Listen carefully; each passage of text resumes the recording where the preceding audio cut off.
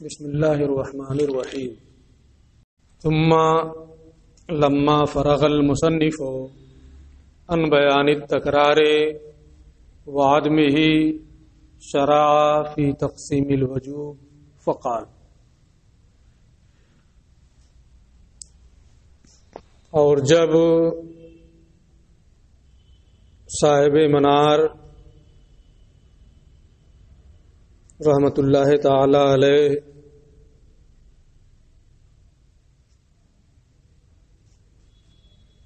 امر کی تعریف اور کچھ مزید احکام تکرار وغیرہ کے بیان سے فارغ ہو گئے تو یہاں سے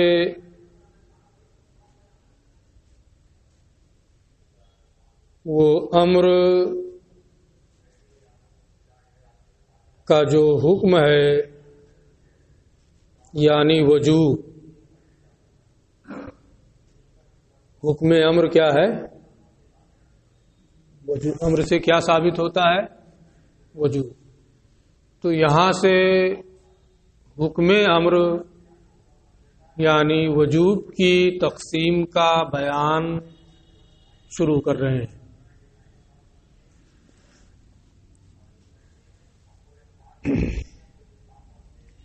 حکم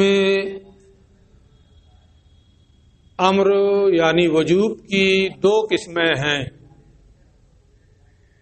وجوب ادا اور وجوب قضا۔ وجوب ادا کہتے ہیں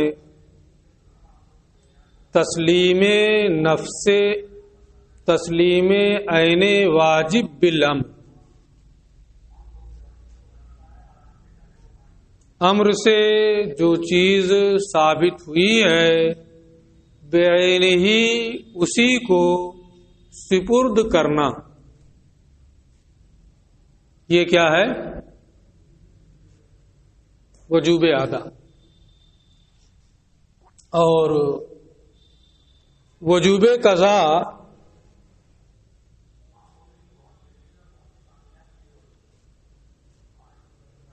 مثل واجب کو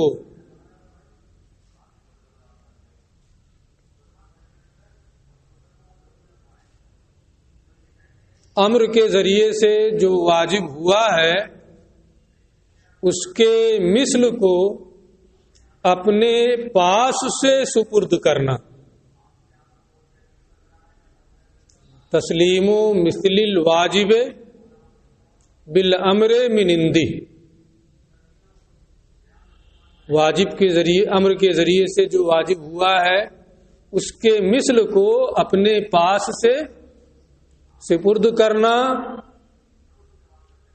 عین واجب کو سپرد نہ کرنا، یہ کیا ہے؟ وجوب قضا۔ وجوب ادا کی جو میں نے تعریف آپ کو بتائی ہے، تسلیم عین الواجب بالامر، اس کی تعریف امام فخر الاسلام بزدوی نے یہ کی ہے، تسلیم نفس الواجب بالامر۔ میں نے کیا کہا ہے؟ عین واجب بالامر۔ فخر الاسلام بزدوی نے کیا کہا ہے؟ نفس واجب بالامر۔ تو ان کی عبارت پر یہ اعتراض ہوتا ہے کہ نفس وجوب کا سبب تو امر ہے نہیں۔ میں کسی سبق میں بتایا ہوں کہ نفس وجوب کا سبب کیا ہے؟ وقت ہے۔ وجوب ادا کا سبب کیا ہے؟ امر ہے۔ امام فخر الاسلام بزدوی کہتے ہیں تسلیم نفس الواجب بالامر، امر سے تو نفس وجوب نہیں ہے، اس لیے اس کو نفس واجب کہنا یہ درست نہیں ہے۔ نفس وجوب تو وقت سے ہوتا ہے۔ اس کا جواب اگرچہ دیا جا سکتا ہے کہ تسلیم و نفس الواجب بالامر میں بالامر واجب سے متعلق نہیں ہے، بلکہ بالامر کا تعلق تسلیم سے ہے۔ اب جواب کیسے بن گیا؟ یہ جواب اس طور پہ بن گیا کہ نفس واجب کو امر کے ذریعے سپرد کرنا۔ نفس، میں پہلے کیا ترجمہ کر رہا تھا؟ امر کے ذریعے جو واجب ہوا ہے اسی کو سپرد کرنا۔ اب کیا ترجمہ کر رہا ہوں؟ نفس واجب کو امر کے ذریعے سپرد کرنا، یعنی جو وقت کے ذریعے سے نفس وجوب ہوا ہے اسے امر کے ذریعے سے ادا کرتے ہوئے مستحق کے حوالے کر دینا۔ تھوڑا سا بدل دیا کہ بالامر کا تعلق واجب سے نہیں ہے بلکہ تسلیم سے ہے، تو اب بالامر سے وجوب ادا کی طرف اور نفس واجب سے ہے نا وقت کی طرف اشارہ ہو گیا۔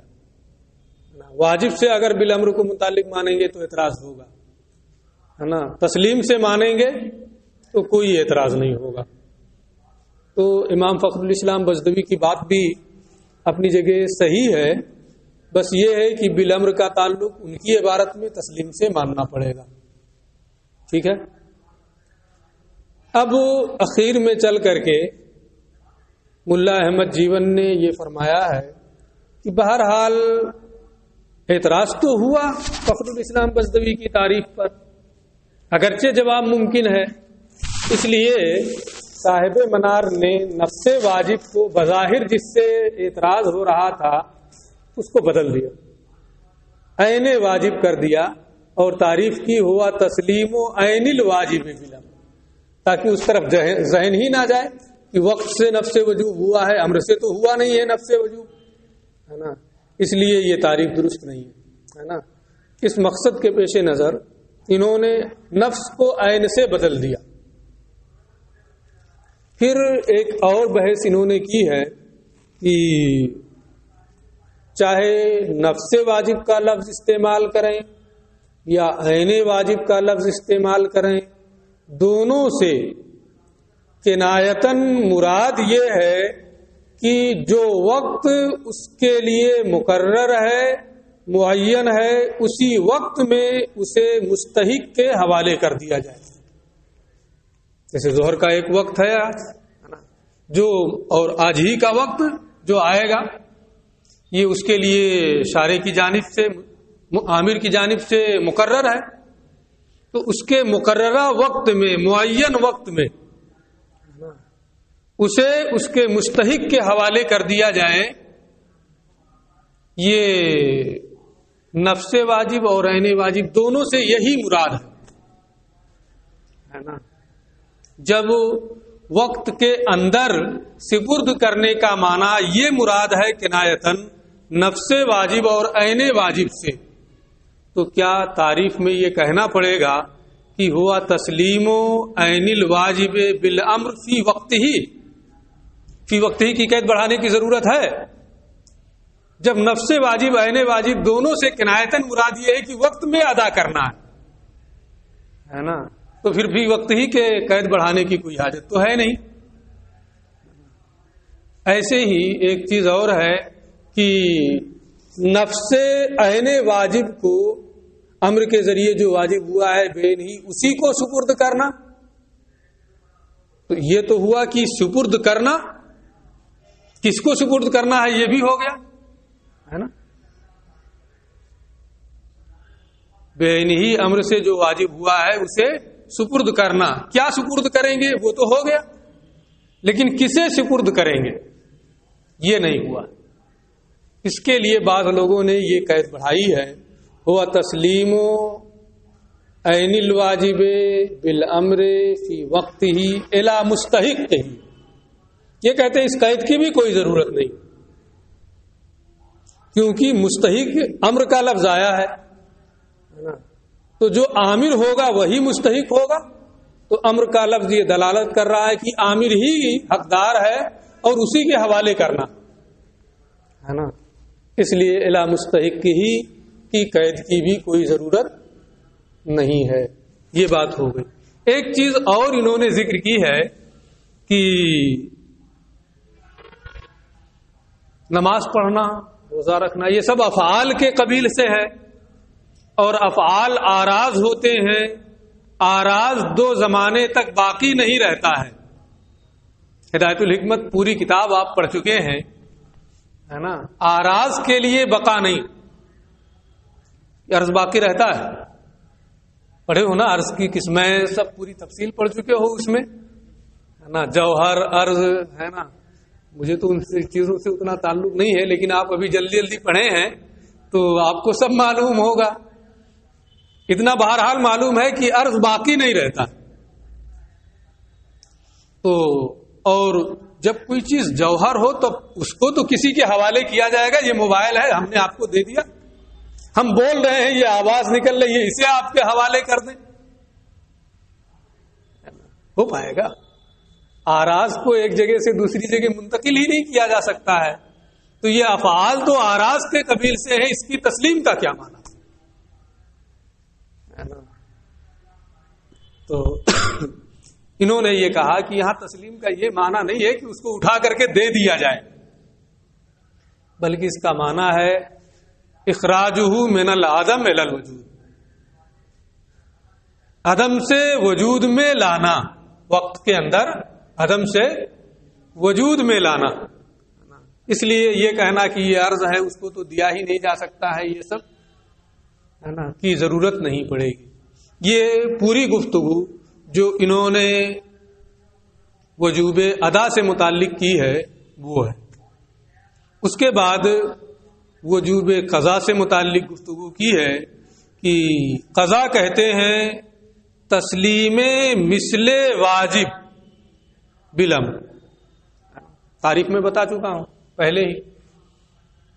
تو امر کے ذریعے سے جو واجب ہوا ہے اس کے مثل کو اپنے پاس سے حوالے کرنا، سپرد کرنا. صاحب منار نے من اندہی کی قید کا اضافہ نہیں کیا. انہوں نے صرف اتنا کہا ہے تسلیم مثل الواجب بالامر، بھی کہا ہے، بالامر مراد ہے. من اندہی انہوں نے نہیں کہا. اس لیے ان پر یہ اعتراض ہوتا ہے کہ یہ تعریف تو معنی نہیں ہوئی. تسلیم مثل الواجب بالامر صرف اتنا کہنا، من اندہی نہ کہنا. اگر من اندہی نہیں رہے گا تو یہ تعریف معنی نہیں ہے دخول غیر سے. کیوں معنی نہیں ہے؟ یہ کہتے ہیں کہ تعریف کے لفظ پر آپ غور کریں نا، یہی بنیاد ہے اس کو سمجھنے کے لیے. مثل واجب کو، مثل واجب بالامر کو، امر کے ذریعے جو واجب ہوا اس کے مثل کو ہے نا سپرد کرنا. مان لیں آج چہارشنبہ ہے، بدھ ہے، منگل کی نماز فرض کر لیتے ہیں کہ قضا ہو گئی. آج بدھ کے دن، منگل کے دن ظہر کی نماز قضا ہوئی ہے. آج بدھ کے دن آپ ظہر کی نماز پڑھ رہے ہیں ادا. ظہر کے دن، بدھ کے دن بدھ ہی کے ظہر کی نماز ادا پڑھ رہے ہیں. تو یہ کل کے ظہر کے مثل ہے کہ نہیں؟ کل کا ظہر جو قضا ہے، کیا یہ آج جو ظہر آج کی ادا کر رہے ہیں یا اسی کے مثل ہے کہ نہیں؟ تو آج کے ظہر کو جب کوئی پڑھ رہا ہو، یعنی بدھ کے ظہر کو، اور منگل کے ظہر کی نماز اس کی قضا ہے، تو آج کے ظہر کی ادا پر چونکہ یہ اس کا مثل ہے، اس قضا کی تعریف صادق آئے گی، کیونکہ اس کے مثل کو تو حوالے کر رہا ہے. امر کے ذریعے جو واجب ہوا ہے اس کے مثل کو حوالے کر رہا ہے. تو اب دخول غیر سے آج کے ادا، آج کے ظہر کی نماز کی ادا کل کے ظہر کی قضا جو ہے نا، یہ بھی اس میں شامل ہو جا رہا ہے، مثل واجب ہوا تو ادا جو قضا نہیں ہے یہ قضا کی تعریف میں شامل، اس لیے قضا کی یہ تعریف دخول غیر سے مانے نہیں۔ اس کا انہوں نے یہ جواب دیا ہے کہ قضا کی تعریف میں منندہی کی قید معتبر ہے، منندہی کی اپنے پاس سے سپرد کرنا یہ معنی قضا کی تعریف میں معتبر ہے، اور جب منندہی کا معنی معتبر ہے تو اب آج کے ظہر کی ادا کل کے ظہر کی قضا کی تعریف میں داخل نہیں ہوگی، اپنے پاس سے۔ ایک ہوتا ہے کہ ادا کا معنی کیا ہے کہ عامر کا مامور بھی پر، عامر نے مامور کے لیے وہ وقت خاص کر دیا، عامر نے مامور بھی کے لیے مامور پر اس وقت کو خاص کر دیا ہو، یعنی وہ وقت عامر کا حق ہو۔ اب اگر اس وقت میں وہ ادا کرے گا تو وہ ادا ہے، لیکن اگر وہ وقت عامر کا حق نہ ہو، جیسے آج کے ظہر کا وقت ہوا تو ظہر کی نماز اس کے وقت میں پڑھنا، یہ وقت جو ہے ظہر کا وقت یہ عامر کا حق ہے، اپنے لیے اس نے خاص رکھا ہے۔ اس لیے جب بندہ ظہر کے وقت میں اسی دن کی ظہر پڑھتا ہے تو اپنے پاس سے نہیں دے رہا ہے، بلکہ وہ تو حق ہی تھا عامر کا۔ لیکن جب کل کے ظہر کی نماز آج آپ ظہر کے وقت میں پڑھ رہے ہیں تو لازم ہے آپ کی آج ہی ظہر کے وقت میں کل کے ظہر کی قضا پڑھیں۔ اس وقت آپ سو بھی سکتے ہیں، اس وقت آپ کوئی دوسرا کام کر سکتے ہیں، تلاوت کر سکتے ہیں، گھنٹی پڑھ سکتے ہیں، کوئی کام کر سکتے ہیں، وہ آپ کا اپنا وقت ہے، وہ عامر کے ساتھ خاص نہیں۔ تو جب قضا آج کی آپ کریں گے تو اپنے پاس سے جو آپ کے آرام کے لیے وقت تھا، آپ کے پڑھنے کے لیے جو وقت تھا، اپنے پاس سے اپنا وقت دے رہے ہیں تو اس کو قضا ہے۔ تو اب من اندہی کی قید جب بڑھا دیں گے تو آج کے ظہر کی نماز پر کل کے ظہر کی قضا کا مثل ہونا صادق نہیں آئے گا، کیونکہ آج کی ظہر جو ہے وہ خاص وہ وقت عامر کا حق ہے، اپنے پاس سے سپردگی نہیں ہوتی ہے، اور قضا میں اپنے وہ وقت اس مامور کا ہوتا ہے، وہ جو چاہے اس میں کر سکتا تھا، ادا قضا کے لیے اس نے صرف کیا تو اپنے پاس سے مستحق کے حوالے کر رہا ہے۔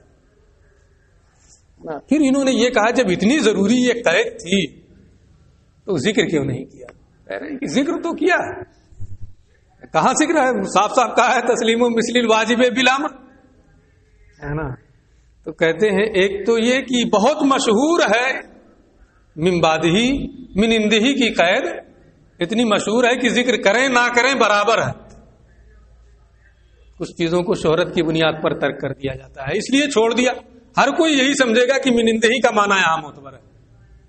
دوسرا یہ ہے کہ مثل کا لفظ جو انہوں نے استعمال کیا ہے وہ التزاماً اس پر دلالت کر رہا ہے کہ من اندہی ہوگا، عین نہیں ہے، مثل ہے۔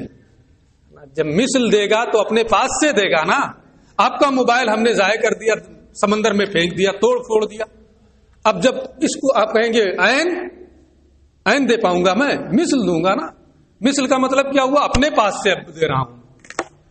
تو کہہ رہے ہیں مثل کا لفظ جو ذکر کیا ہے یہ التزاماً اس بات پر دلالت کر رہا ہے کہ اپنے پاس سے وہ دے گا۔ تو من اندہی کی قید کا ذکر انہوں نے کیا ہے یا تو اس لیے کہ وہ مشہور ہے، شہرت کی بنیاد پر ترک کر دیا، یا اس لیے کہ مثل کا لفظ التزاماً اس پر دلالت کر رہا ہے۔ بڑی لمبی گفتگو دے لی ہے نا، اور سوچ کے ترجمہ کرا دیں کہ آج کچھ مجبوریوں کے تحت میں نے آپ کو اس طریقے سے سمجھایا ہے، ترجمہ آپ خود کر لیں یا پھر میں کل انشاءاللہ ترجمہ کرا دوں گا، کوشش کروں گا۔ السلام علیکم۔